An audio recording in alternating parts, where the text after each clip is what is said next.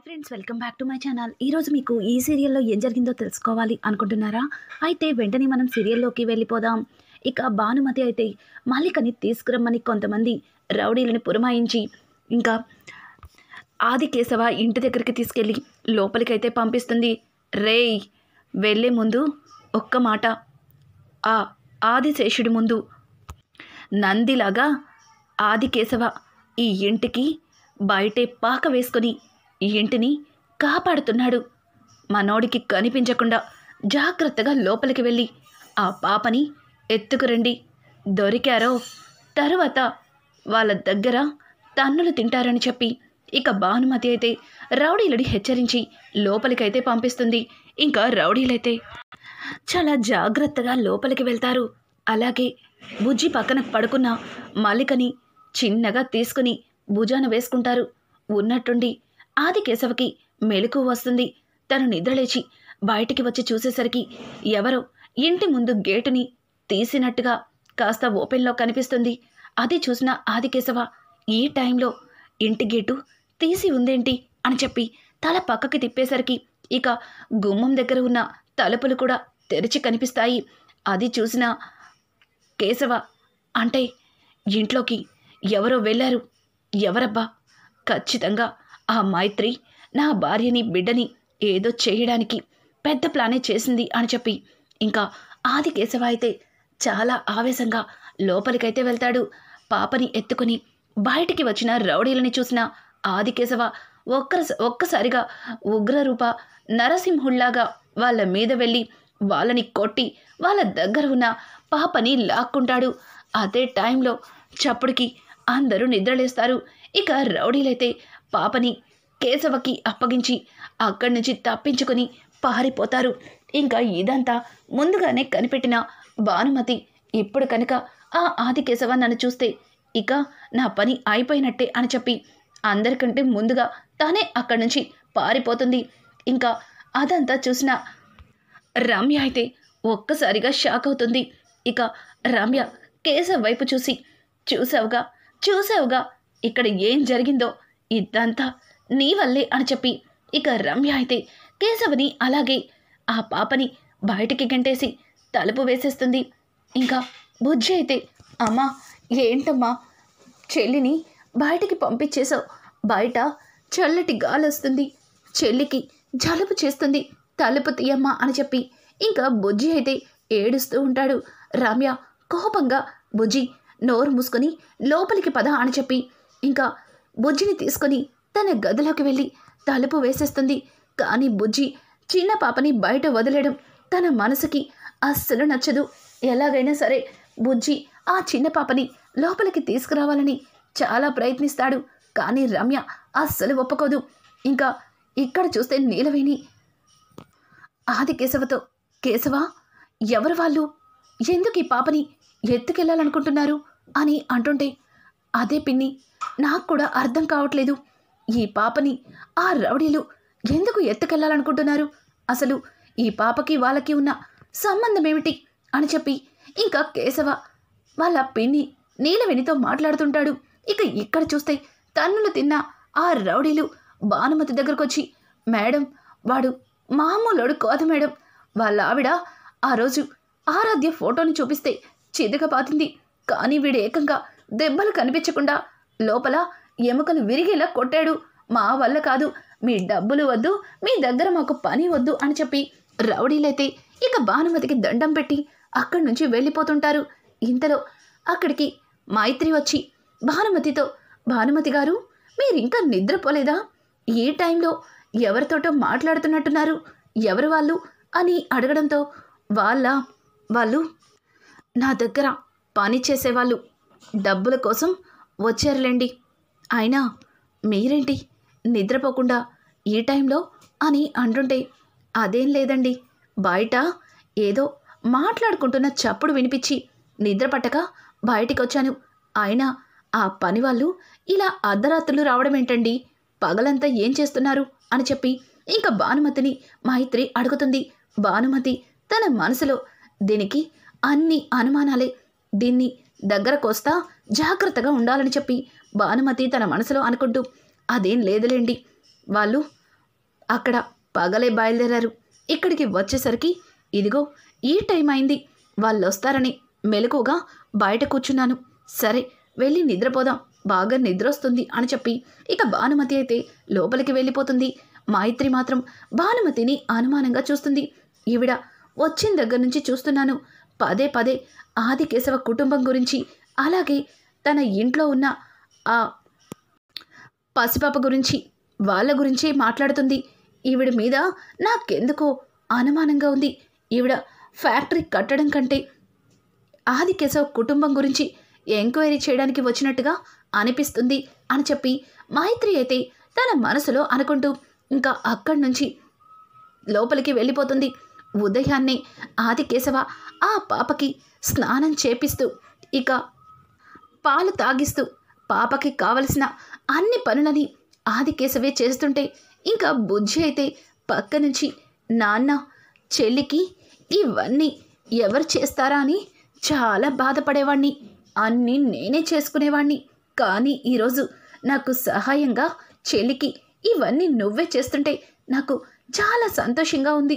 కానీ ఇవన్నీ అమ్మ చేస్తుంటే ఇంకా బాగుండేది అని చెప్పి ఇంకా బుజ్జి మాట్లాడుతూ ఉంటే అదంతా చూస్తున్న రమ్యకి చాలా కోపం వస్తుంది.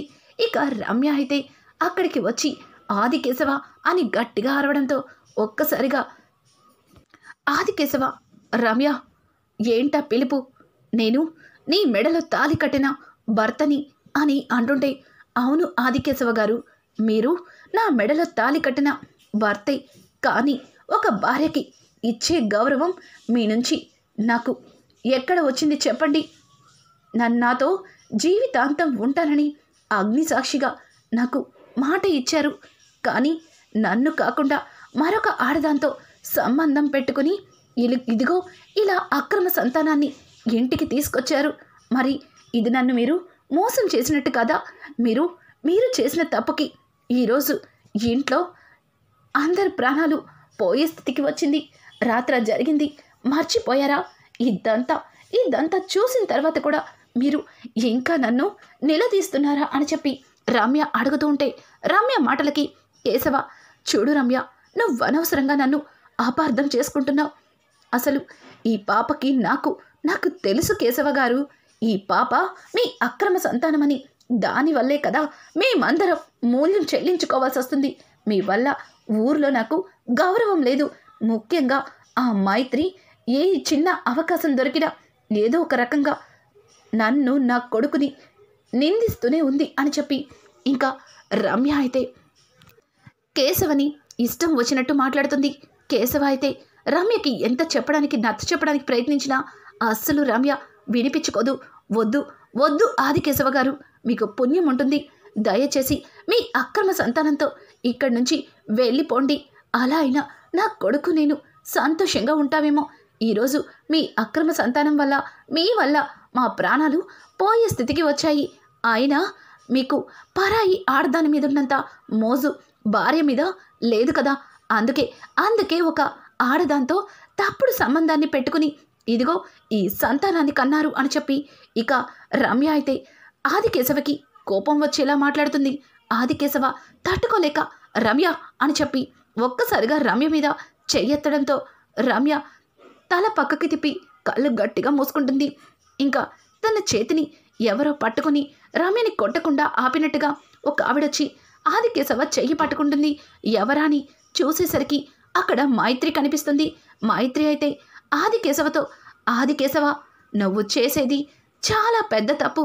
చూడు, ఎన్ని గొడవలున్నా ఇట్లా ఆడదాని మీద చెయ్యెత్తడం అనేది చాలా తప్పు.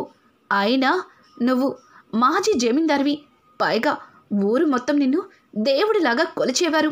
మరి నీలాంటివాడు ఒక ఆడదాంతో అక్రమ సంబంధాన్ని పెట్టుకుని ఇలా అక్రమ సంతానాన్ని ఇంటికి తీసుకురావడం నిన్నే చూస్తున్నాను. పైగా అది తప్పని నిలదీసిన భార్య మీదే చెయ్యెత్తుతున్నావు. ఆడదాన్ని తక్కువ చేసి చూస్తే ఈ మైత్రి చూస్తూ ఊరుకోదు అని చెప్పి ఇక మైత్రి అయితే ఆదికేశవని ఇష్టం వచ్చినట్టు మాట్లాడుతుంది.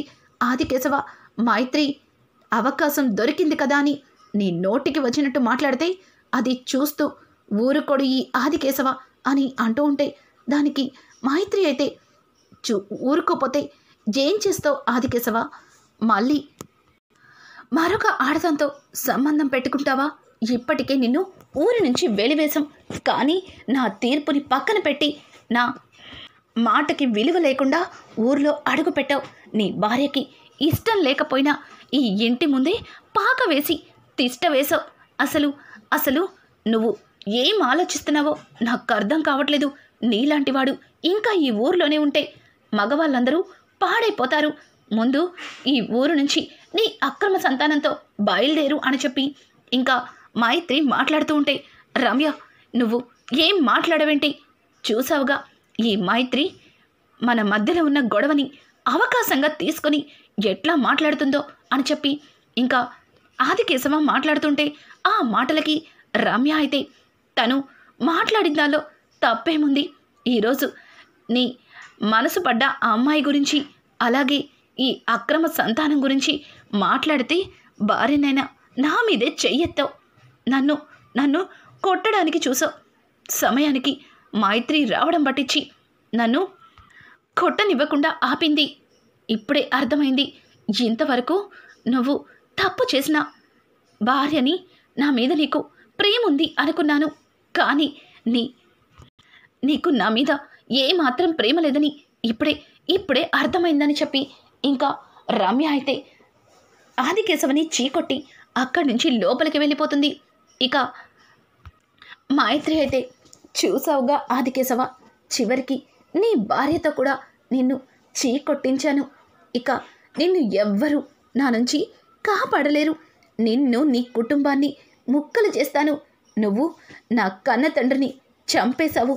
ఇక నీ కుటుంబాన్ని నాశనం చేసి నిన్ను అంతమందించే వరకు నా పగ చల్లారదు అని చెప్పి ఇంకా మైత్రి మాట్లాడుతూ ఉంటే, మైత్రి మాటలకి ఆదికేశవ, చూడు మైత్రి, ఒక్కసారి అవకాశం దొరికింది కదా అని ప్రతిసారి అట్లాంటి అవకాశం దొరుకుతుందని నువ్వు అస్సలు అనుకోవద్దు.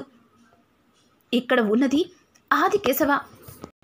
ఈ ఆదికేశవ ఎట్లాంటివాడో నీకు బాగా తెలుసు. తప్పు చేస్తే అది కన్న బిడ్డనైనా వదిలిపెట్టను. అట్లాంటి వాడిని నేనెందుకు తప్పు చేస్తాను? నేను ఏ తప్పు చేయలేదని ఊరందరి ముందు రుజువు చేసుకుంటాను. అలాగే ముఖ్యంగా నాకు దూరమైన నా భార్య మళ్ళీ నా దగ్గరికి వచ్చేలా చేసుకుంటాను అని చెప్పి ఇక కేశవ అయితే పాపని తీసుకుని తను కట్టుకున్న ఆ చిన్న పాకలోకైతే వెళ్ళిపోతాడు. ఇక బుజ్జి అయితే, నాన్న ఇదంతా చూస్తుంటే నాకు భయంగా ఉంది. చెల్లిని ఎవరు నాన్న ఎత్తుకెళ్ళాలనుకుంటున్నారు? అసలు ఎందుకు ఈ గొడవలన్నీ జరుగుతున్నాయి అని చెప్పి బుజ్జి భయపడుతూ ఇక ఆదికేశవని అడుగుతుంటే, ఆదికేశవ, బుజ్జి నా ప్రాణాలు ఉండగా ఈ పాపకి ఎట్లాంటి ఆపద రానివ్వను. నా ప్రాణం అడ్డేసైనా ఈ పాపని కాపాడుతాను. సరేనా? నేను నీకు మాట ఇస్తున్నాను. కానీ నువ్వు మీ అమ్మ మాట వినకుండా ఇట్లా చీటికి మాటికి తన మనసుని బాధ పెట్టకు.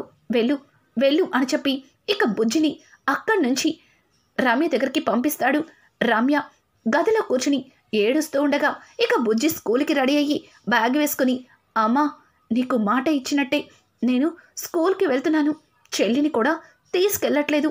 ఒక్కసారి నన్ను చూసి నవ్వవా అని చెప్పి బుజ్జి పిలవడంతో ఇక రమ్య తన బిడ్డ అంత ప్రేమగా పిలిచేసరికి అన్నీ మరచిపోయి కళ్ళు తుడుచుకొని, బుజ్జి నిన్ను చూసుకునేరా నేనిలా ప్రాణాలతో బ్రతికున్నాను అని చెప్పి తనని ముద్దు పెట్టుకుని ఇక స్కూల్కైతే పంపిస్తుంది.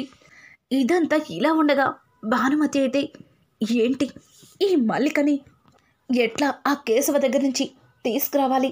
దాన్ని ఎలా చంపాలి? అది బ్రతికుంటే ఇక నాకు గట్టమనేని ఆస్తి నా చేజిక్కదు. అది ఎప్పటికీ ఆరాధ్య నుంచి మల్లికకి వెళ్ళిపోతుంది. దాన్ని ఎలా అయినా సరే చంపాలని ఎంతలాగా ప్రయత్నించినా ఆ ఆదికేశవ దానికి కవచంలాగా ఉంటున్నాడు. ఏం చేయాలబ్బా అని చెప్పి ఇక భానుమతి అటు ఇటు తిరుగుతుండగా సడన్గా అక్కడ మైత్రి భానుమతి మాట్లాడిన మాటలన్నీ వినేస్తుంది. ఏం మాట్లాడుతున్నారు? ఆ చిన్న పాప గట్టమనేనికి వారసురాలా అని అడగడంతో ఒక్కసారిగా భానుమతికి ఫీజులు ఎగిరిపోయినంత పనవుతుంది. లేదు ఆ మల్లిక ఘట్టమనేనికి వారసురాలు కాకూడదు. అందుకే కదా ఈ భానుమతి ఈ మదనాపురంలోకి వచ్చింది అని చెప్పి ఇక భానుమతి ఒక్కసారిగా మైత్రి గొంతు పట్టుకొని నులుమబోతుంటే మైత్రి వదలండి వదలండి భానుమతి గారు వదలండి అని చెప్పి ఇక భానుమతితో వదిలించుకొని, చూడండి మీరు ఆ పాపని చంపడానికి వచ్చారని నాకు అర్థమైంది. అంటే మీది పగే. అలాగే ఆ ఆదికేశవుని చంపడానికే నేను ఎదురు చూస్తున్నానని మీకు కూడా తెలుసు. మనిద్దరి పగ ఆ కుటుంబం మీదే. మనిద్దరం చేతులు కలిపితే మీరు అనుకున్నట్టు ఆ మల్లికని, మీరు ఆదికేశవుని నేను ఫినిష్ చేయొచ్చు అని చెప్పి ఇక మైత్రి ఇంకా భానుమతి ఇద్దరు కూడా చేతులు కలుపుతారు. అనుకోకుండా ఈ నిజం విన్న నీలవేణి ఒక్కసారిగా షాక్ అవుతుంది. ఎందుకంటే ఇంట్లో జరుగుతున్న గందరగోళమంతా చూసిన తర్వాత నీలవేణి మైత్రికి వార్నింగ్ ఇవ్వడానికి వాళ్ళ ఇంటికైతే వస్తుంది. అనుకోకుండా అన్ని నిజాలు విన్న నీలవేణి వెంటనే ఈ విషయాన్ని రమ్యకి చెప్పాలి అని అక్కడి నుంచి పరుగులు తీస్తుంది. ఇక రమ్య అయితే దేవుడి దగ్గర పూజ చేసుకుంటూ ఉండగా నీలవేణి రమ్య రమ్య అని బయట నుంచి పిలుస్తుంటే ఇక రమ్య బయటికి వస్తుంది. చిన్నత్తయ్య ఏమైంది, ఎందుకంత ఆవేశపడుతున్నారు అని అంటూ ఉంటే దానికి నీలవేణి రమ్య నా కొడుకు అదే నీ భర్త ఆదికేశవ ఏ తప్పు చెయ్యలేదే. అనవసరంగా వాణ్ణి నిందించి దూరం పెట్టావు, వాడి మనసుని బాధ పెట్టావు. అసలు ఆదికేశవకి అలాగే ఆ పసదానికి ఎట్లాంటి సంబంధం లేదే అని చెప్తుంటే ఇక రమ్య ఏం మాట్లాడుతున్నారు చిన్నత్తయ్య, ఆయనే కదా అంతమంది ముందు నిలదీసినా ఏమీ చెప్పలేకపోయారు అని అంటుంటే వాడికి ఆమెతో ఎట్లాంటి బంధం లేదు, అసలు ఆమెవరో కూడా తెలీదు. అట్లాంటిది వాడు ఏం మాట్లాడతాడో చెప్పు. వాడి గురించి తప్పుగా ఆలోచించి వాడి మీద అందరి ముందు ఎవ్వరూ వేయని పెద్ద నిందని వేశావు.